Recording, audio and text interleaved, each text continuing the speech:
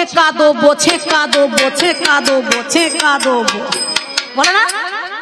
বেশি কথা বললে মুখে ছেকা দেবো রে,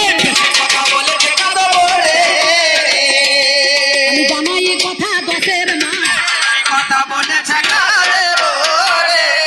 তাই সেই নৌকাতে যখন পারাপার হয়ে গেল, নৌকাতে চাপলো, চাপার পর দ্বীপের মধ্যেখানে গেল, দেহিক মিলন হলো, সঙ্গে সঙ্গে একটা ছেলে হয়ে গেল কৃষ্ণ দ্বৈপায়ন বেদব্যাস, যিনি গণেশকে দিয়ে 4 হাতে কলম ধরে লেখা করিয়েছিলেন 4 বেদ 14 শাস্ত্র 18 পুরাণ।